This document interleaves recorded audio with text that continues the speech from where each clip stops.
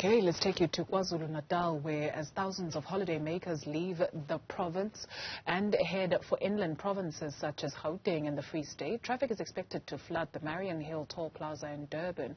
We speak to Newzroom Afrika's Ntando, Mnyandu, who is there. Ntando, Mnyandu, the last time we spoke, you were waiting to speak to the spokesperson of the Department of Transport in KwaZulu-Natal. Well, certainly, Tutuzile, what I can tell you is that the traffic is slowly picking up here in the Mariannhill Toll Plaza, with the northbound numbers starting to soar as opposed to those coming into Durban, which is southbound towards the Ethekwini CBD.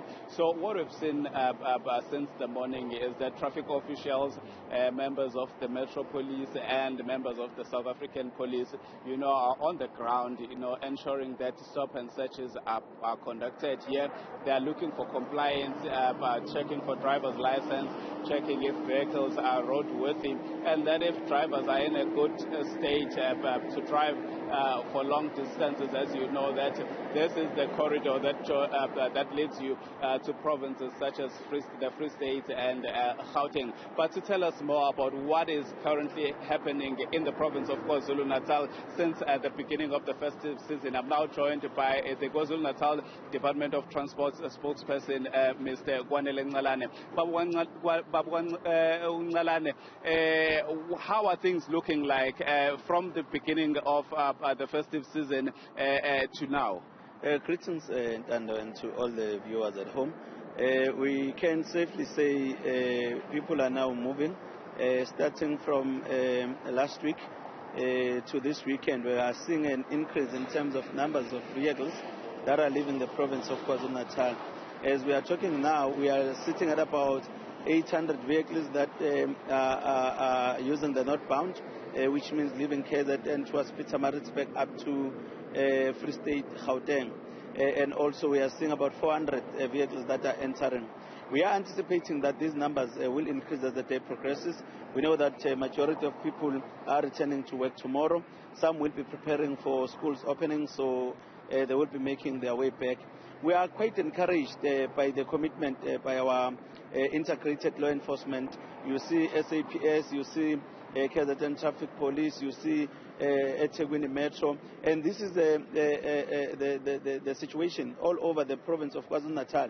In all major routes, there are integration, there is collaboration, and we think that this momentum, if it was to be sustained, will be able to make a serious dent in terms of reducing crashes and road fatalities. And as people are leaving, we are still monitoring those critical high traffic volume spots like N2, N3, and other strategic routes in the province that are linking major cities and major towns in the province of KwaZulu-Natal. In terms of behavior of motorists and in terms of crashes in the province of KwaZulu-Natal throughout this festive period, how are we sitting? Well, at this stage we are still analyzing the data. We will leave it to the minister and the National Department to release the consolidated statistics. Remember, they still need to be purified, they still need to be analyzed, they still need to be confirmed with South African Police Services, because every time when there is a death on the road, there has to be a case that will be investigated, either of culpable homicide or anything. So those will be investigated by SAP. So we need to share our notes, consolidate our statistics. We are, however, disturbed that we've been seeing trends of crashes continuing. We've been seeing people losing their lives on our road, and it's quite concerning, especially in the awkward hours of the day. There's been accidents, even though not major, but the accidents where 2 or 3 people are dying. If those are many and if they are combined, still they are causing a lot of alarm and panic in terms of the numbers of people who lose their lives on the road. This is despite the major deployments that have been made. You see here in Mariannhill and other tolls, there's been 24-hour deployment of police, making sure that every vehicle that is passing by is stopped, is searched, the driver fitness, the documentation, everything is thoroughly assessed. But still, people continue to disregard the rule of law. They still continue to disregard traffic regulations. So this this is a matter that moving forward we need to grapple with and make sure that we are able to clamp down on those who continue to disregard the rules. But equally, we've also had areas that have been affected by floods in the province. Some of the roads have been heavily damaged, and therefore we appeal to road users as they're making their way home to make sure that they observe in those particular areas and be extra cautious.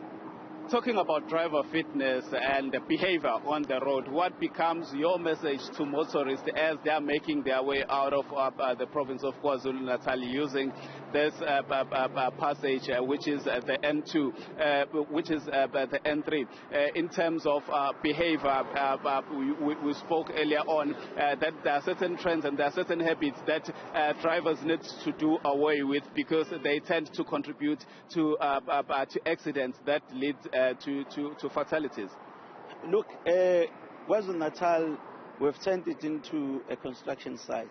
When you drive here on the N3 between Durban and Pietermaritzburg, there is construction that is taking place with regards to the widening of the N3. So which means when you are driving between Pietermaritzburg and Durban, the normal time that you will be traveling at will be affected by that construction because some of the lanes are reduced and so forth. So it means as a driver, you need to leave on time, you need to plan your trip properly so that you don't cause havoc on the road.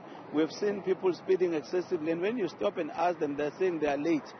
Now, the onus is on you as the driver to understand the routes that you are traveling at, to make sure that whatever challenges that you may come across, you have allocated your time sufficiently so that you don't panic on the road, you don't become impatient on the road, and you don't become impatient with other road users and have things like road rage and so forth. So those are unnecessary things that we do not need. Therefore, we are saying to all travelers, plan your trip properly.